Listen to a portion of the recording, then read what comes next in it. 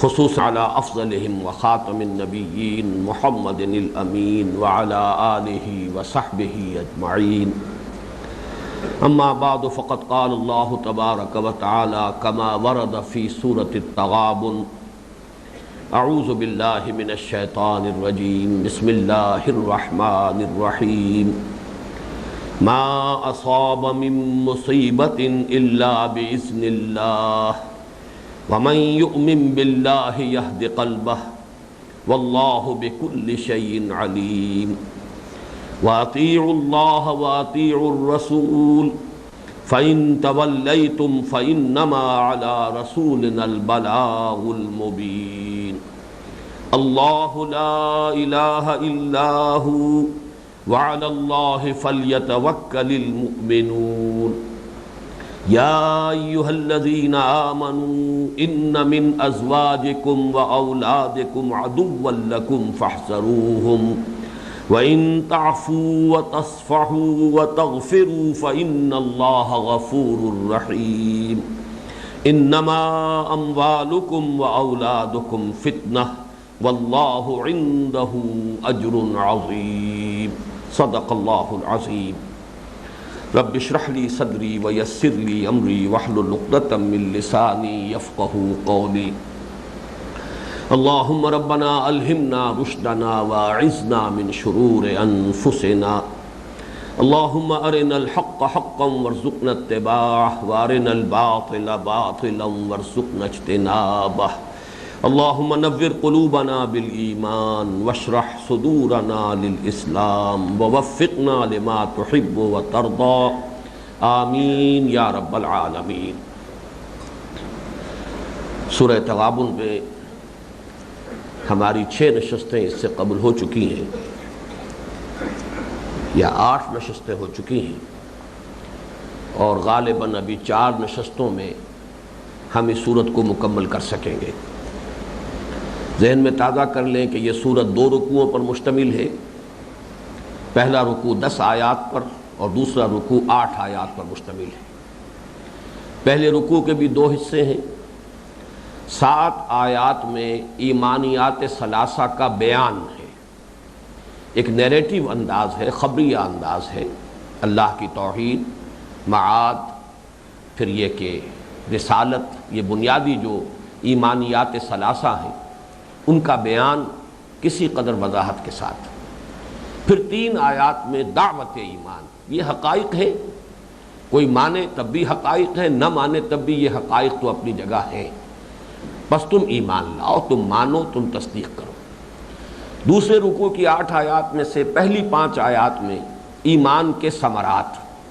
ایمان اگر حقیقی ہو، دلوں میں جاگزیں ہو گیا ہو، ذہن و فکر کے اندر پیوست ہو گیا ہو، رچ بس گیا ہو، تو اس کے کچھ ثمرات، جیسے یہ مقولہ ہے کہ درخت اپنے پھل سے پہچانا جاتا ہے، تو وہ مخفی حقیقت جو ہے قلب کے اندر جس کا نام ایمان ہے، اس کی پہچان کے لیے کچھ اس کے ثمرات ہیں، کچھ اس کے پھل ہیں، کچھ اس کے نتائج ہیں. ان میں 5 آیات میں ان کو بیان کیا گیا. پھر آخری 3 آیات میں ان تقاضوں کو پورا کرنے کی بڑی پرزور دعوت دی گئی. یہ جو 5 آیات ہیں جن میں کہ ایمان کے مضمرات کو واضح کیا گیا ہے، ایک بات واضح کی جا چکی ہے کہ ان میں سے 4 آیات کا تعلق انسان کے فکر و نظر سے ہے. اس کی سوچ میں کیا تبدیلی آنی چاہیے، اس کے زاویہ نگاہ میں کیا انقلاب برپا ہو جانا چاہیے، اس کے باطنی احساسات میں کیا تبدیلی پیدا ہونی چاہیے. جب اس نے اللہ کو مانا ہے تو اللہ کی رضا پر راضی رہنا، تسلیم و رضا کی کیفیت، اللہ سے کوئی شکوہ اور شکایت اور ناراضگی کی کیفیت پیدا نہیں ہونی چاہیے. اسی طرح اس کا سارا دار و مدار، توکل، تکیہ، بھروسہ اسباب و وسائل پر نہیں بلکہ مسبب الاسباب پر ہو جانا چاہیے، ذات باری تعالیٰ پر ہونا چاہیے. اسی طرح دنیا میں جتنی بھی چیزیں ہیں جس سے اس کا تعلق ہے، یا تو اس کا سلسلہ حیات جو ہے وابستہ ہے، مال ہے، اسباب ہیں، دنیاوی ذرائع ہیں زندگی کے، یا پھر وہ تعلقات ہیں، علائق دنیاوی ہیں، ان کے بارے میں اس کا نقطۂ نظر کیا بدل جانا چاہیے. جہاں محبت ہے وہیں خطرہ ہے. جہاں انسان کی طبعی محبت ہے، اولاد سے ہے، والدین سے ہے، رشتہ داروں سے ہے، بیویوں سے ہے، بیویوں کو شوہروں سے، بس یہی خطرے کی نشانی ہے۔ یہ محبت اگر ایک حد کے اندر رہے تو صحیح، اللہ کی محبت کے نیچے نیچے، اگر یہ بڑھ جائے تو انسان کی عاقبت برباد ہو جائے گی۔ یہ نقطہ نظر کی تبدیلی ہونی چاہیے۔ مال و اسباب دنیاوی، اولاد کو ایک فتنہ سمجھنا چاہیے کہ ان کے ذریعے سے اللہ تعالی ہمیں آزما رہا ہے۔ تو 4 آیات مشتمل ہے انسان کے فکر و نظر کی تبدیلی کے بیان میں۔ صرف ایک آیت آئی وَأَطِيعُوا اللَّهَ وَأَطِيعُوا الرَّسُولَ فَإِن تَوَلَّيْتُمْ فَإِنَّمَا عَلَىٰ رَسُولِنَا الْبَلَاغُ الْمُبِينُ، اطاعت کرو اللہ کی اور اطاعت کرو اس کے رسول کی، پھر اگر تم روگردانی کرو، اگر تم پیٹھ دکھاؤ تو جان لو کہ ہمارے رسول پر سوائے پہنچا دینے کے کوئی ذمہ داری نہیں ہے۔ اللہ کے احکام تمہیں پہنچا دینا یہ ان کی ذمہ داری ہے، اس کے بعد ان کی ذمہ داری ختم ہوئی، اب اس پر عمل کرنا سراسر تمہاری اپنی ذمہ داری ہے جس کی جواب دہی تمہیں کرنی ہوگی۔ اگر جیسے کہ میں نے عرض کیا ایمانی حقائق تو اپنی جگہ ہیں، مانو تب بھی نہ مانو تب بھی، ہاں ماننے میں تمہاری فلاح ہے، کامیابی ہے۔ اسی طرح اللہ کے احکام تو اپنی جگہ ہیں، واجب التعمیل ہے، لیکن تمہیں اختیار دیا ہے، عمل کرو نہ کرو یہ تمہارا اختیار ہے۔ ہاں اگر کرو گے تو اس میں تمہاری فلاح ہے، کامیابی ہے، اللہ کی رضا ہے۔ تو یہ ایک آیت، پہلے تو یہ نسبت و تناسب نوٹ کر لیجئے کہ گویا کے ثمرات ایمانی میں ریشو پروپورشن یہ ہے کہ فکر و نظر کی تبدیلی ہے اصل اہم تبدیلی، اس کا نتیجہ جو ہے وہ ہے انسان کے عمل کی تبدیلی۔ تو یہ کہ 4 آیات فکر و نظر کی تبدیلی پر اور صرف ایک آیت عملی تبدیلی پر۔ لیکن اب ذرا اس ایک آیت پر نگاہ کو اگر جما لیا جائے تو واقعہ یہ ہے کہ جیسے ہمارے ہاں محاورے ہے کہ تل کے اوٹ میں پہاڑ ہے، یا ہاتھی کے پاؤں میں سب کا پاؤں ہے، یا جیسے کہ ہم کہتے ہیں کہ 100 سنار کی اور 1 لوہار کی، بالکل وہ بات ہے۔ اس لیے کہ ایک لفظ اطاعت میں تمام اوامر و نواہی شریعت کے، تمام فرائض اللہ کے دین کے گویا کہ ایک لفظ کے اندر موجود ہے۔ اللہ کا حکم مانو، اللہ کا حکم نماز پڑھنے کا بھی ہے، اللہ کا حکم رمضان کے روزے رکھنے کا بھی ہے، اللہ کا حکم اگر صاحب نصاب ہو تو زکوٰۃ دینے کا بھی ہے، اگر اللہ کا حکم اگر تم صاحب استطاعت ہو تو حج کرنے کا بھی ہے، پھر اللہ کا حکم ہے دعوت دو اس کے دین کی، ادعو الی سبیل ربک، یہ بھی اللہ کا حکم ہے، یہ کہ پہنچاؤ دین کو یہ بھی اللہ کا حکم ہے، نیکی کا حکم دو بدی سے روکو یہ بھی اللہ کا حکم ہے، حلال کو حلال جانو حرام کو حرام جانو اللہ کا حکم ہے، حلال پر قناعت کرو اکتفا کرو، حلال سے بچو اجتناب کرو یہ بھی اللہ کا حکم ہے، دین کے لیے جہاد کرو، کلمہ حق کہو، عدل اور قسط کی بات کرو، انصاف کے علمبردار بن جاؤ، حق کے گواہ بن کر، یہ سب اللہ کے احکام ہیں۔ اللہ کے دین کو قائم کرو یہ اللہ کا حکم ہے، پھر یہ کہ اس کے لیے جان کھپاؤ، مال کھپاؤ، اپنی یہاں تک کہ اگر ضرورت پڑے تو نقد جان ہتھیلی پر رکھ کر میدان میں آ جاؤ، یہ سب احکام ہی تو ہیں۔ لیکن یہ کہ ہوا یہ ہے ہمارے ہاں کہ جہاں اللہ کے حکم کا لفظ آتا ہے قرآن میں، ہمارا ذہن نماز روزہ حج زکوٰۃ پر، یا زیادہ سے زیادہ سور نہیں کھانا اور شراب نہیں پینی، اللہ خیر صلی اللہ، زنا نہیں کرنا، اس سے آگے کا کوئی اللہ کا حکم ہمارے سامنے ہے نہیں۔ سارا جو فساد پیدا ہوا ہے عمل کا، اس میں سب سے بڑی کوتاہی تو یہ کہ ایمان ہی نہیں، ایک موروثی عقیدہ ہے، ایک ریشیل کریڈ ہے جو چلا آ رہا ہے، ماں باپ سے کچھ چیزیں سنی ہوئی ہیں، مان رہے ہیں اس لیے کہ وہ ماں باپ کی چیزیں، حقیقی ایمان کہاں ہے؟ ڈھونڈ اب اس کو چراغ رخ زیبا لے کر، تلاش کرنے پر بھی کہیں شاید نظر آ جائے۔ پھر یہ کہ جہاں ایمان کچھ ہے بھی وہاں وہ فرائض کا تصور محدود ہے، وہ سارا ایمانی جذبہ اور جوش ایمانی جو ہے وہ انہی عبادات کے اندر پورا ہو جاتا ہے، فرائض سے آگے اس میں پھر مستحبات ہوں گے، نوافل ہوں گے، انہی میں آگے بڑھتا چلا جائے گا انسان، جوں جوں اس کا ایمانی جذبہ جو ہے ترقی کرے گا۔ لیکن یہ کہ اللہ کے احکام تو سب کے سب برابر ہیں، اللہ کا حکم جو ہے جیسے کہ شراب کی حرمت کا ہے اس سے، اور زنا کی حکمت کا ہے اس سے 1000 گنا بڑا حکم جو ہے وہ سود کی حرمت کا ہے۔ یہ تمام احکام اللہ کے تو مساوی ہیں۔ اللہ کے احکام میں اگر ذرا بھی کہیں انسان خود اپنی مرضی سے، اپنی پسند سے یا اپنی سہولت اور مصلحت کی خاطر اگر ذرا بھی تفریق اور تقسیم کر دے تو اتنی سخت وعید قرآن میں آئی ہے کہ افتؤمنون ببعض الکتاب وتکفرون ببعض، کیا تم ہماری کتاب، ہماری شریعت، ہمارے احکام، ہمارے اوامر و نواہی کے ایک حصے کو مانتے اور ایک کو نہیں مانتے؟ فما جزاء من يفعل ذلك منكم الا خزي في الحیات الدنیا ویوم القیامۃ یردون الی اشد العذاب۔ تو کوئی سزا نہیں ہے اس کی جو یہ روش اختیار کرے تم میں سے، سوائے اس کے کہ اسے دنیا میں ذلیل و خوار کر دیا جائے اور آخرت میں شدید ترین عذاب میں جھونک دیا جائے، اشد العذاب۔ وما اللہ بغافل عما تعملون، اور اللہ غافل نہیں ہے اس سے کہ جو کچھ تم کر رہے۔ تو اس اعتبار سے اب آپ غور کیجئے، اطیعوا اللہ و اطیعوا الرسول کہنے کو تو دو الفاظ ہیں، لیکن یہ کہ اس میں قیامت مثمر ہے۔ وہ ایک لوہار کی جو ہے 100 سونار کی کے مقابلے میں وہ کہیں زیادہ بھاری بھرکم ہے، اور تل کے اوٹ میں پہاڑ موجود ہے۔ تمام فرائض دینی، تمام اوامر و نواہی شریعت، تمام دینی ذمہ داریاں، ان سب کا ذکر ہے اطیعوا اللہ و اطیعوا الرسول، اللہ کی اطاعت کرو اور اس کے رسول کی اطاعت کرو۔ فَإِن تَوَلَّيْتُمْ، پھر اگر تم نے روگردانی کی، پیٹھ دکھائی، اعراض کیا، انکار کیا، تو جان لو اب یہ ہے استغنا کا انداز ہے۔ فَإِنَّ اللَّهَ غَنِيٌّ وَمَا عَلَى الرَّسُولِ إِلَّا الْبَلَاغُ الْمُبِينُ فَإِنَّمَا عَلَى رَسُولِنَا الْبَلَاغُ الْمُبِينُ، اگر تم روگردانی کرو گے تو جان لو ہمارے رسول کے ذمے پہنچا دینے کی ذمہ داری تھی، یہ فریضہ تھا، انہوں نے پہنچا دیا تو اب وہ فارغ ہیں، وہ بری ہیں، اب ساری ذمہ داری تم سے ہوگی۔ جیسا کہ میں نے عرض کیا، یہ استغنا کا کلمہ ہے کہ اللہ کو تمہاری کوئی احتیاج نہیں ہے، اللہ تعالیٰ کا کوئی کام تمہاری اطاعت کے بغیر رکا ہوا نہیں ہے۔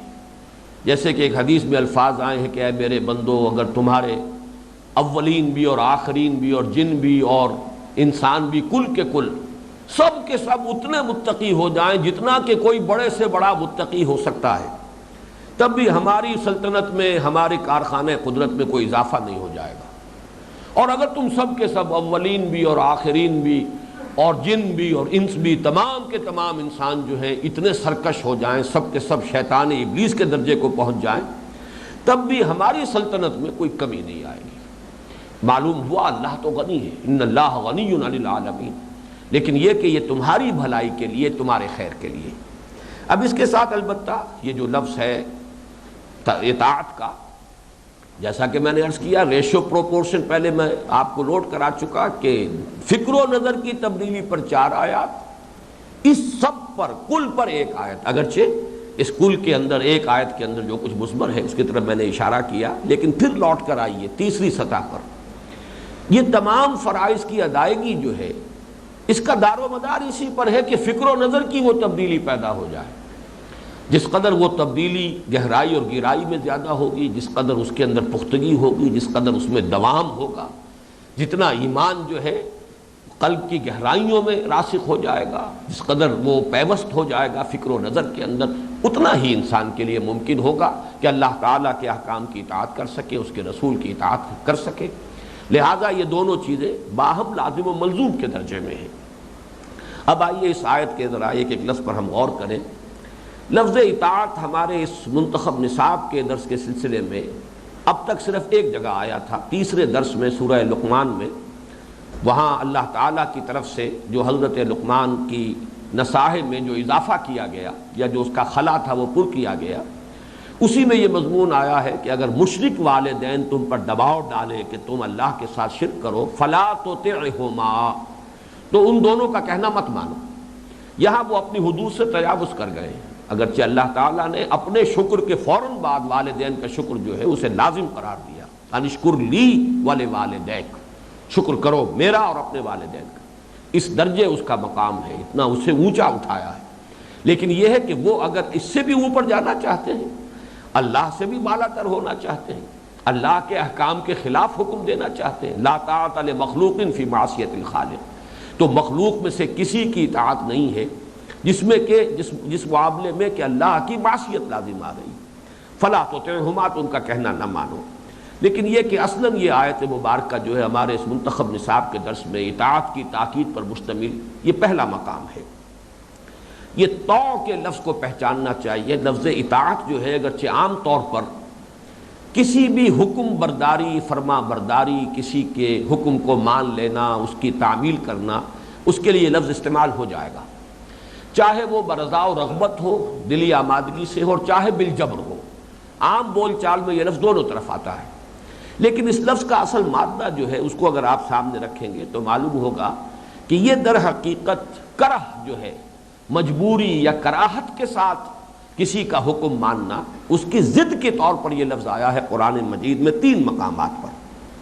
سورہ آل عمران کی آیت نمبر 83 میں فرمایا وَلَهُ أَسْلَمَ مَنْ فِي السَّمَاوَاتِ وَالْأَرْضِ طَوْعًا وَكَرْهًا، آسمان اور زمین میں جو کچھ بھی ہے یا جو بھی مخلوقات ہیں وہ سب کے سب اللہ کے سامنے جھکے ہوئے ہیں، اللہ کے سامنے سر تسلیم خم کیے ہوئے ہیں، طَوْعًا وَكَرْهًا، دلی آمادگی کے ساتھ بھی اور کراہت کے ساتھ بھی، جبرن بھی، ان کے لیے کوئی اور چارہ کار ہے ہی نہیں۔ جیسا کہ میں نے عرض کیا تھا، خود ہمارے وجود کا اکثر و بیشتر حصہ جبرن اللہ کی اطاعت کر رہا ہے، اس لیے کہ میرا پورا وجود، یہ میری پوری فزیولوجی، میرا پورا نظام جو ہے جسمانی، یہ تو اللہ کے قانون میں جکڑا ہوا ہے۔ میں تو اس پر بھی قادر نہیں کہ کسی جگہ پر اپنے جسم کے کھال کے اگر میں چاہوں کہ وہاں بال نہ اگے تو وہ میری مرضی کے مطابق وہاں اگنا بند کر دیں۔ میرا تو روحاں جکڑا ہوا ہے اللہ تعالیٰ کے اس قانون کے اندر۔ تو طوعاً وکرہا، ہاں تھوڑی سی اجازت جہاں مجھے دی ہے اختیار کو برتنے کی، وہاں وہ اگر میں اپنے اختیار سے اس کے دیے ہوئے اختیار کو اس کے قدموں میں ڈال دوں، بس یہ کامیابی ہے۔ جان دی ہوئی اسی کی تھی، ورنہ حق تو یہ ہے کہ حق ادا نہ ہوا۔ اس اعتبار سے طوع اور کرہ یہ دونوں ایک دوسرے کی ضد ہیں۔ اسی طرح سورہ رعد کی وہ آیت سجدہ ہے، اس میں میں الفاظ نہیں پڑھ رہا بلکہ اس لیے کہ سجدہ لازم ہو جائے گا۔ اللہ کے لیے سجدے میں گری ہوئی ہے ہر شے جو آسمانوں اور زمین میں، وہاں اسلمہ فرمایا تھا، یہاں یسجد فرمایا، مفہوم ایک ہی ہے، سر بسجود ہونا، سر تسلیم خم کیے ہوئے ہونا۔ طوعاً وکرہا، یہ بطوع خاطر بھی ہے، بطیب خاطر بھی ہے، آمادگی کے ساتھ بھی ہے، اور جبریہ بھی ہے، کسی کا جی چاہے نہ چاہے اسے اس کی اطاعت تو کرنی ہے۔ ایک مقام پر طوعاً او کرہا کے الفاظ آئے ہیں، یہاں پر بجائے واو کے حرف عطف کے او لایا گیا ہے، یعنی یہ دونوں چیزیں ایک دوسرے کی ضد ہیں، ایک دوسرے کی مد مقابل ہیں۔ فقال لها وللارض ائتیا طوعا او کرہا، یہ سورہ حامی میں سجدہ کی آیت نمبر 11 ہے کہ اللہ تعالیٰ نے آسمان اور زمین کو دونوں کو حکم دیا، آؤ چلے آؤ، چاہے اپنی مرضی سے چاہے مجبوری سے، یہ احکام ہے جو ہم نے تمہارے لیے طے کر دیے ہیں، اب چاہے اپنی دلی خواہش سے ان پر عمل پیرا رہو اور چاہے جبرن کرو، یہ تو تمہیں کرنا ہی کرنا ہے۔ اس اعتبار سے اب ذرا میں ایک آیت آپ کو سورہ احزاب کی سنا رہا ہوں، اور نوٹ کیجئے گا آیت نمبر 35 وہ تھی کہ جو اس سے پہلے سورہ نور کا جو درس تھا اس کی آیت نمبر 35 سورہ نور کی، اور یہ سورہ احزاب کی آیت نمبر 35 اس کا اشارہ ہو چکا ہے۔ دین کے عملی تقاضے جو ہے ان کا ذکر ہے سورہ احزاب کی آیت میں، ایمان کی تمثیل اور اس کی حقیقت کی توضیح وہ سورہ نور کی آیت نمبر 35 میں، لیکن یہاں پھر آیت نمبر 36 کے الفاظ نوٹ کیجئے، وَمَا كَانَ لِلْمُؤْمِنٍ وَلَا مُؤْمِنَةٍ إِذَا قَضَى اللَّهُ وَرَسُولُهُ أَمْرًا أَن يَكُونَ لَهُمُ الْخِيَرَةُ مِنْ أَمْرِهِمْ وَمَن يَعْصِ اللَّهَ وَرَسُولَهُ فَقَدْ ضَلَّ ضَلَالًا مُبِينًا۔ کسی مومن مرد اور کسی مومن عورت کے یہ شایان شان ہے ہی نہیں کہ جب اللہ اور اس کا رسول کوئی فیصلہ کر دے تو پھر بھی اسے کوئی اختیار باقی رہ جائے اس کے لیے اپنے معاملے میں۔ اگر یہ احساس بھی ہے کہ میرے پاس کوئی چوائس ہو تو ایمان کی نفی ہو گئی، پھر ایمان کہاں رہا؟ اللہ کو مانا ہے، رسول کو مانا ہے تو اختیار تو ختم ہو گیا۔ ہاں جب تک کوئی حکم نہیں آیا ہے، فرض کیجئے آپ کے علم میں نہیں آیا، حکم تو موجود ہے، علم میں نہیں آیا، وہ اختیار برقرار ہے آپ کے لیے۔ اللہ تعالیٰ کے ہاں آپ اس سے ناواقفیت کے عذر کو پیش کر سکیں گے، ذمہ داری ان پر ہو جائے گی کہ جن کے ذمے تھا اس حکم کو پہنچانا آپ تک۔ لیکن یہ کہ کسی حکم کو مان لینا، جان لینا کہ یہ فرمان ہے اللہ کا، یہ فرمان ہے اللہ کے نبی کا صلی اللہ علیہ وسلم، پھر اس میں یہ سمجھنا کہ ابھی میرا اختیار باقی ہے، ان یکون لہم الخیرۃ من امرہم، کہ اپنے کسی بھی معاملے کے اندر ابھی کوئی اختیار، کوئی چوائس ان کے پاس باقی ہے، تو ومن یعص اللہ ورسولہ فقد ضل ضلالا مبینا، جو اللہ اور اس کے رسول کی معصیت کا ارتکاب کرے گا ان کی نافرمانی کا ارتکاب کرے گا تو جان لے کہ وہ تو بھٹک گیا، بہت ہی صریح گمراہی کے اندر مبتلا ہو گیا۔ اللہ تعالیٰ مجھے اور سب کو اور تمام اہل ایمان کو اس سے بچائے۔ اس کے ضمن میں نے آپ کو فانی کا ایک شعر سنایا تھا، اب یہاں موقع ہے کہ پھر اسے آپ کے سامنے رکھوں۔ دیکھیے، جیسا کہ میں نے پہلے عرض کیا تھا کہ ہر انسان کی انفرادی سطح پر جو شخصیت ہے اس کے یہ دو رخ ہیں۔ کچھ حالات و کیفیات اس پر وارد ہوتی ہیں، ناگوار ہو خوشگوار ہوں، وہ آ رہی ہیں۔ کسی ذریعے سے اسباب و وسائل کا کوئی طویل سلسلہ ہو، بہرحال وہ چیز مجھ پر پہنچ گئی، مجھ پر وارد ہو گئی۔ کچھ چیزیں جو مجھ سے صادر ہو رہی ہیں، یہی ہماری زندگی کے اور ہماری انفرادی شخصیت کے دو پہلو ہیں۔ تمام اعضاء و جوارح سے کچھ نہ کچھ خارج ہو رہا ہے، صادر ہو رہا ہے۔ زبان سے میں بات کر رہا ہوں، یہ میرے وجود کا یہ سمجھیے نہ معلوم کتنا بڑا حصہ ہے، میرے دماغ کا، میرے ذہن کا، کارٹیکس کا، گرے میٹر کا، پھر یہ تمام کی تمام چیزیں، یہ سارے مسلز جو بھی اس میں استعمال ہو رہے ہیں، یہ زبان اور ہونٹوں کے اندر جو اللہ تعالیٰ نے شفتین، یہ جو اللہ نے عطا فرمائی ہیں، الم نجعل لہ عینین ولسانا وشفتین، یہ ساری قوتیں لگ رہی ہیں، تب یہ وہ الفاظ ہیں جو میں ادا کر رہا ہوں، یہ کلام ہے جو آپ کے سامنے آ رہا ہے۔ اصل تقاضا کیا ہے؟ جو کچھ صادر ہو، کسی بھی سلسلہ اسباب سے ہو کر آ رہا ہو، یہ سمجھو کہ من جانب اللہ ہے۔ اگرچہ اس کا یہ مطلب نہیں، جیسا کہ وضاحت سے میں کر چکا ہوں، کہ کرنے والا ذمہ دار نہیں رہا، جو درمیان میں ہے، اگر وہ ظالم ہے اس کو ظلم کی سزا دی جائے گی، لیکن یہ کہ تم یہ سمجھو کہ بغیر اذن رب تم پر یہ شے وارد نہیں ہو سکتی تھی۔ اسی طریقے سے جو کچھ صادر ہو رہا ہے وہ اللہ اور اس کے رسول کی اطاعت کے سانچے میں ڈھل کر صادر ہو، کوئی اس شے اس سے خارج نہ ہو، اس سے مختلف نہ ہو، بلکہ اس سانچے میں ڈھلی ہوئی۔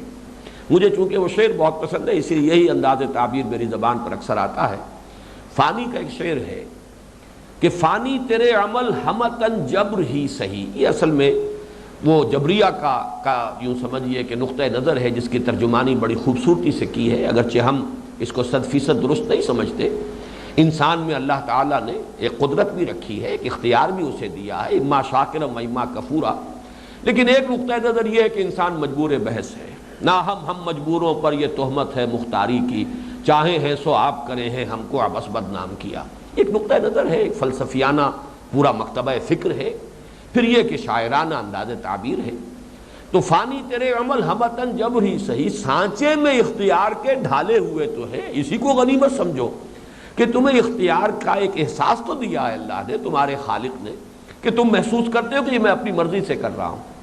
یہ جو سانچے میں اختیار کے ڈھالے ہوئے تو ہے، بس یہاں پر یوں الفاظ رکھیے کہ یہ اللہ اور اس کے رسول کی اطاعت کے سانچے میں ڈھل کر صادر ہو، جو بھی صادر ہو، جو عمل بھی ہو، آنکھ سے ہو رہا ہو، وہ زبان سے ہو رہا ہو، وہ کانوں سے انسان کر رہا ہو۔ ایک تو یہ کہ آواز آ گئی مجبوراً، کہیں آپ جا رہے تھے کوئی آواز کانوں میں پڑ گئی، ایک یہ کہ آپ کچھ شے سننے کی خود بالارادہ کوشش کر رہے ہیں، ان چیزوں کے اندر زمین و آسمان کا فرق ہو جائے گا۔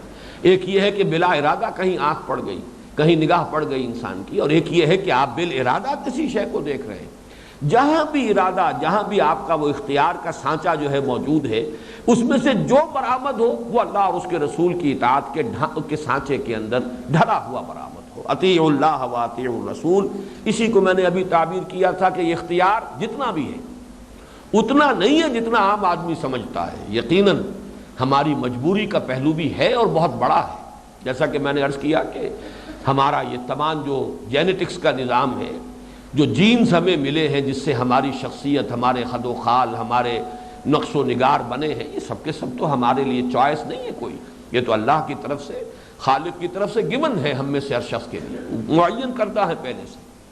بہت سی چیزیں ہیں کہ جن میں ہم مجبور ہیں، لیکن ایک ایلیمنٹ ہے اختیار کا۔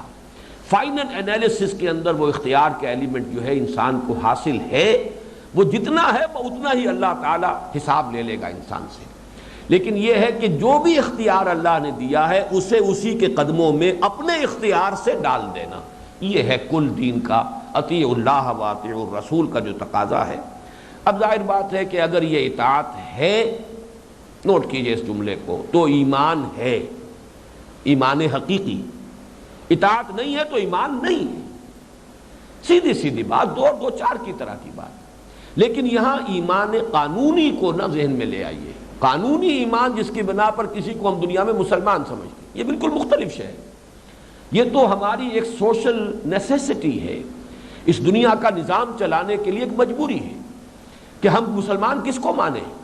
ظاہر بات ہے کہ ہم اس کے دل کے اندر اتر کر نہیں دیکھ سکتے، ہمیں کچھ ظاہری علامات معین کرنی پڑیں گی، وہ شریعت نے معین کرنی ہے۔ فرائض دینی ہیں، جو ارکان اسلام ہیں، ان کی کوئی شخص پابندی کر رہا ہے، پابندی نہیں کر رہا تو کم سے کم اقرار کر رہا ہے، اپنی کوتاہی کا اعتراف کر رہا ہے، زبان سے وہ مان رہا ہے ان تمام چیزوں کو جن کو ماننا ضروری ہے، بس اسے مسلمان مان لیا جائے گا۔ اس کو ہم یہ بھی نہیں کہہ سکتے کہ تمہارے اندر ایمان نہیں ہے، بلکہ یہ کہ قانونی ایمان بھی تسلیم کر لیا جائے گا۔ تو یہ بہت اہم نقطہ ہے، اس لیے کہ ایک طرف یہ بات بالکل دو اور دو چار کی طرح ہے، یہ تو ایک منطقی ایک تقاضا ہے کہ اطاعت ہے تو ایمان ہے، اطاعت نہیں ہے تو ایمان نہیں۔ اس کی احادیث جو ہے اس سے پہلے سورۃ العصر کے درس کے ضمن میں بھی آ چکی ہیں۔ لا یسرق السارق حین یسرق وهو مؤمن ولا یزنی الزانی حین یزنی وهو مؤمن۔ کوئی چور حالت ایمان میں چوری نہیں کرتا، کوئی زانی حالت ایمان میں زنا نہیں کر سکتا، کوئی شرابی لا یشرب خمر حین یشرب هو مؤمن، کوئی جو ہے شراب پینے والا شراب نہیں پیتا حالت ایمان، ایمان اس کے دل سے نکل جاتا ہے۔ لیکن یہ کہ وہ امام ابو حنیفہ رحمۃ اللہ علیہ کا جو موقف ہے الفقہ الاکبر، یہ جو اصل فقہ ہے امام ابو حنیفہ کی، وہ الفقہ الاکبر ہے۔ اس نے کہ بنیادی جو کانسٹیٹیوشنل اور لیگل ایشوز ہیں اس دنیا میں، ریاست اور قانون کے جو بنیادی مسائل ہیں ان کو طے کیا ہے، اور اصل مقام ان کا جو بلند ہے وہ اس اعتبار سے ان کا یہ اصول دیا ہوا بالکل 100% درست ہے کہ ایک شخص گناہ کبیرہ سے بھی، گناہ کبیرہ کا مرتکب بھی کافر نہیں ہوتا، مسلمان رہتا، اس کے قانونی ایمان کی نفی نہیں کی جائے گی۔ لیکن اصولی اعتبار سے دیکھیے تو فرمایا، مشہور حدیث ہے جسے کہ امام نووی نے اس کی صحت کا بھی اقرار کیا ہے، صحیح حدیث قرار دیا ہے، لا یؤمن احدکم حتی یکون ہواہ تبعا لما جئت بہ۔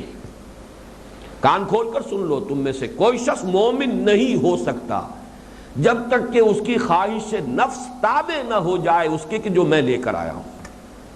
خواہش نفس کے اندر انقیاد پیدا ہو جائے، خواہش نفس تابع ہو جائے، وہ بھی اپنے آپ کو سانچے میں ڈھال لے، پیٹ کھانے کو مانگتا ہے لیکن وہی کچھ مانگے جو کچھ حلال ہو۔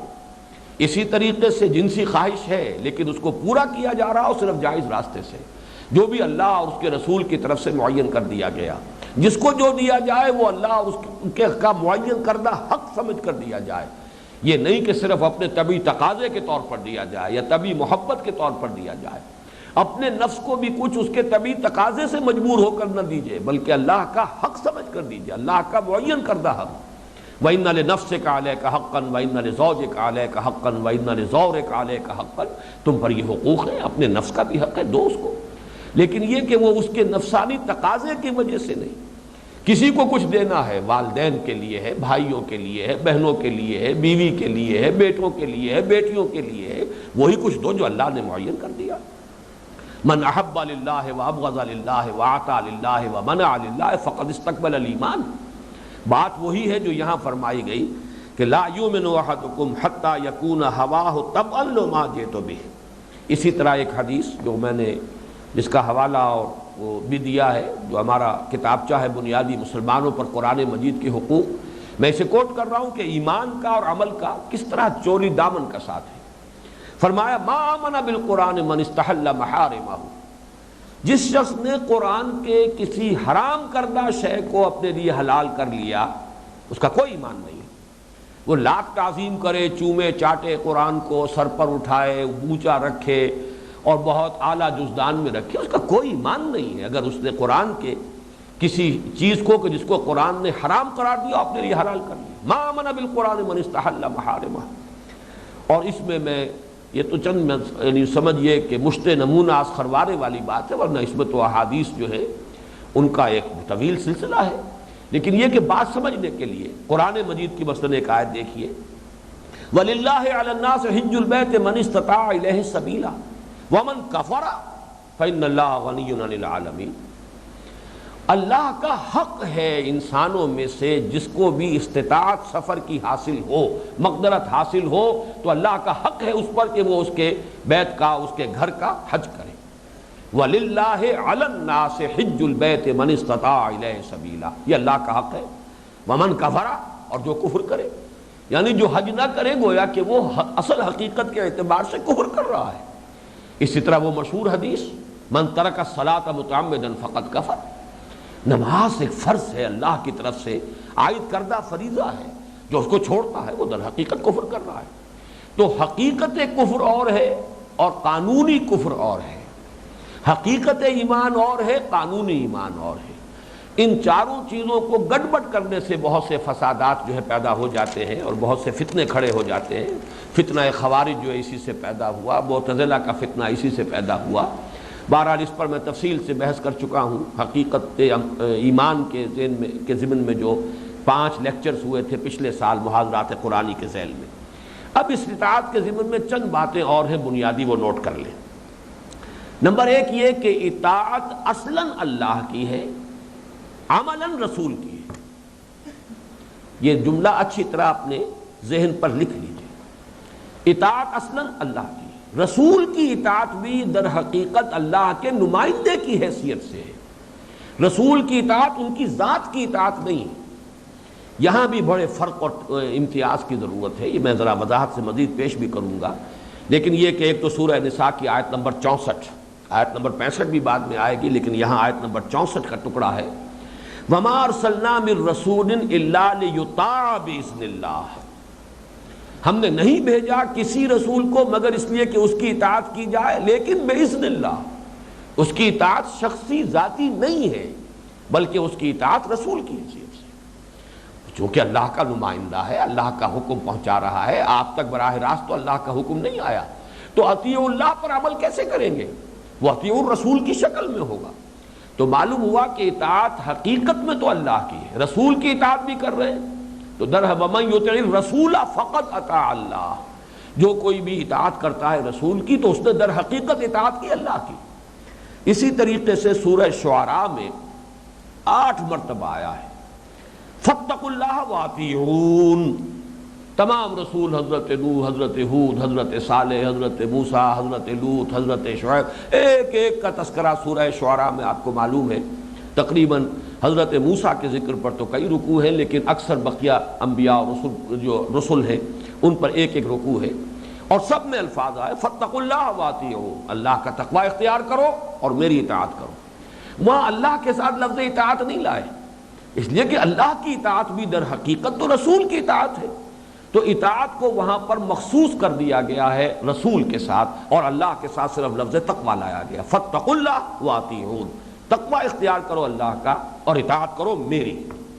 اور اس کے ضمن میں اب نوٹ کیجئے آیت نمبر 65 سورہ نساء کی، یہ اطاعت کس درجے مطلوب ہے، ایمان حقیقی کے اعتبار سے اس کا معیار کیا ہے۔ فَلَا وَرَبِّكَ لَا يُؤْمِنُونَ حَتَّى يُحَكِّمُوكَ فِي مَا شَجَرَ بَيْنَهُمْ ثُمَّ لَا يَجِدُوا فِي أَنفُسِهِمْ حَرَجًا مِّمَّا قَضَيْتَ وَيُسَلِّمُوا تَسْلِيمًا۔ تو تیرے رب کی قسم ہے محمد صلی اللہ علیہ وسلم، یہ ہرگز مومن نہیں ہو سکتے جب تک کہ یہ تمام معاملات جو ان کے مابین اٹھ کھڑے ہوں، کوئی نزاع ہو، کوئی جھگڑا ہو، کوئی اختلاف ہو، اس میں آپ کو حکم تسلیم نہ کریں، اور پھر جو فیصلہ آپ کر دیں اس پر اپنے دل میں بھی کوئی تنگی محسوس نہ کریں۔ نافرمانی تو بہت دور کی بات ہے، رسول کا حکم رد کر دینا یہ تو بہت دور کی بات ہے، رسول کی نافرمانی کرنا یہ تو گویا کہ کھلم کھلا ایک بغاوت ہے۔ لیکن یہ کہ اپنے دل میں مان تو لیا، عمل بھی کر لیا، لیکن اپنی طبیعت میں اکراہ کا جذبہ محسوس کیا، اپنی طبیعت کے اندر انقباض محسوس کیا، اگر اپنی طبیعت کے اندر حرج محسوس کیا، ثم لا یکون حرجا، وہ ان کے دل کے اندر جو ہے کوئی حرج اور کوئی تنگی اور کوئی اکراہ اور انقباض کی کیفیت بھی نہیں ہونی چاہیے، یہ ہے ایمان کی شرط لازم۔ اسی ضمن میں ایک حدیث بہت ہی پیاری ہے، بہت جامع ہے، حضور نے فرمایا کل امتی یدخلون الجنہ الا من ابا۔ دیکھیں کس قدر پیارا انداز ہے بات کو سمجھانے کا، ایسا انداز اختیار کیا ہے کہ لوگ چونک جائیں پہلے، یہ کیا بات آپ نے فرمائی، میری امت پوری کی پوری جنت میں داخل ہوگی سوائے اس کے جو خود انکار کر دے۔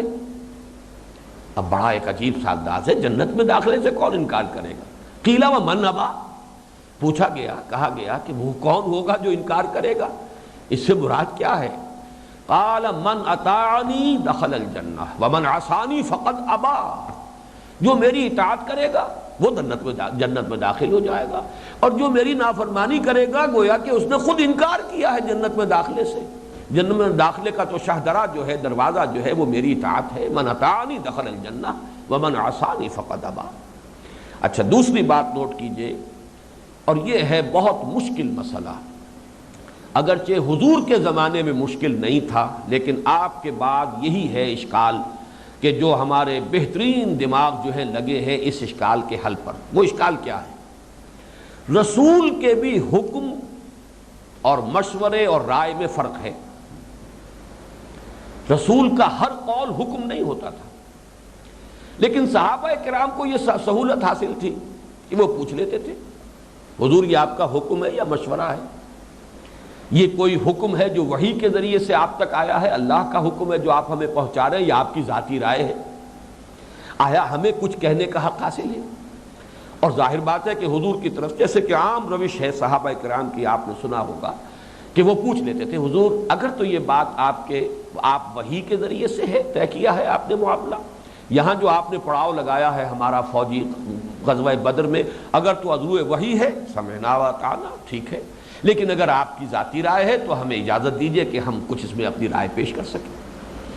اگرچہ وہ بات تو فعل تو حضور ہی کا تھا۔ اس اعتبار سے بہت اہم مسئلہ ہے کہ رسول کے حکم، مشورے اور رائے میں فرق ہے۔ اب ذرا اس کی تفصیل سنیے۔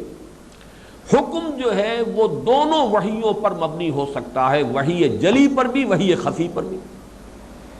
وحی جلی، وحی مطلوع جو قرآن میں آ گیا ہے وہ تو وحی جلی ہے، وحی مطلوع ہے، اس کی تلاوت کی جاتی ہے، وہ تو بالکل کھلم کھلا وحی ہے۔ ایک وحی خفی بھی ہے، اس وحی خفی پر مبنی بھی حکم دے سکتا ہے رسول۔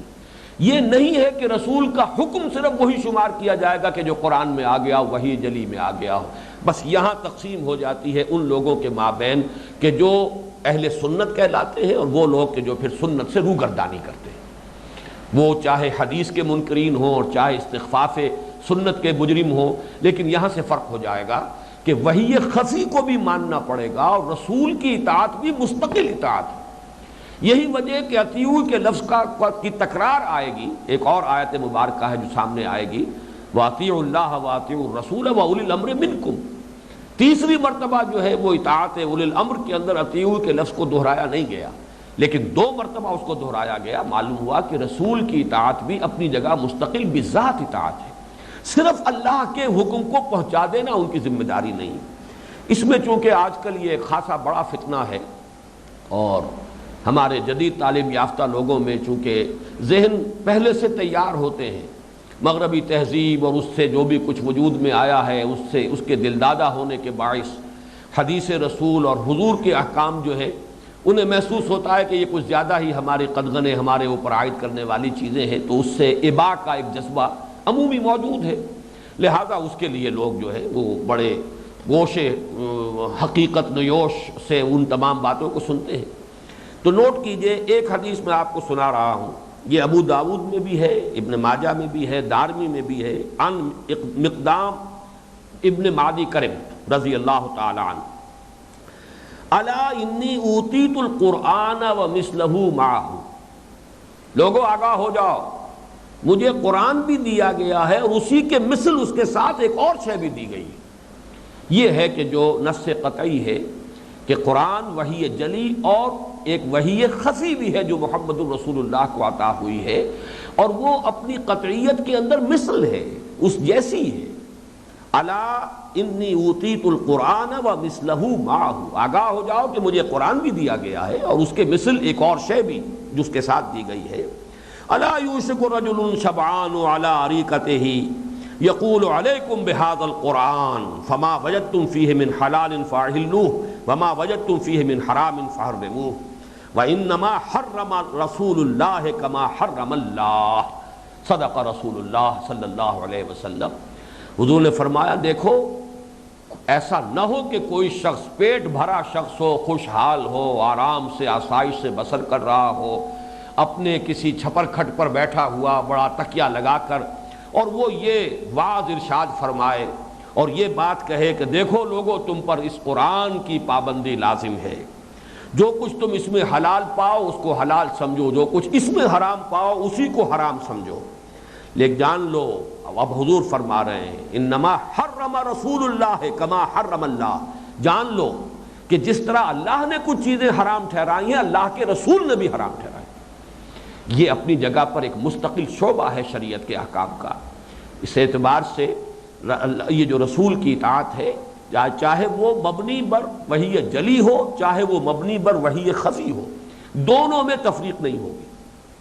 اسی طرح مسند احمد میں اور سنن ابی داؤد میں، ترمذی میں، ابن ماجہ میں، بیہقی میں رحمہم اللہ، یہ روایت ہے حضرت ابی رافع سے رضی اللہ تعالی عنہ، لا الفین احدکم علی اریکتہ یاتیہ الامر من امری مما امرت بہ او نہیت عنہ فیقول لا ادری ما وجدنا فی کتاب اللہ اتبعناہ۔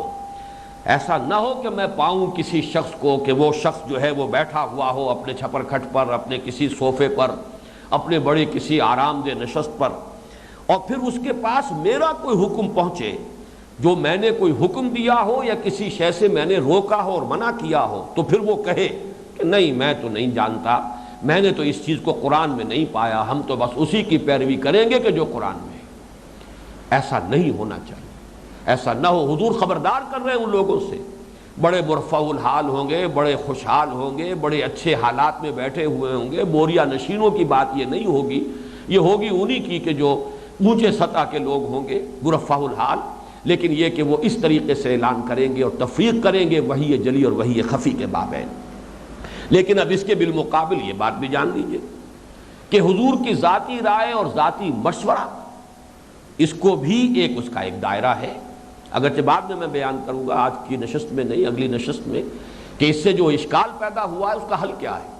لیکن یہاں اصولی طور پر جان لیجئے، حدیث تعبیر نقل بہت مشہور ہے کہ حضور صلی اللہ علیہ وسلم جب مدینہ تشریف لائے، آپ نے دیکھا کہ آرٹیفیشل جو ہے ایک اہتمام کیا جا رہا ہے، پالینیشن جو ہے وہ کرائی جا رہی ہے آرٹیفیشل، وہ کھجور کے ضمن میں، کہ گابھا جو ہے مذکر کھجور کا اس کو قریب لے آیا جاتا ہے مؤنث کھجور کے گابھے کے ساتھ، تاکہ یہ زیادہ پالینیشن ہو سکے اور فرٹیلائزیشن ہو سکے اور زیادہ پھل مل جائے۔ یہ ان کا تجربہ تھا۔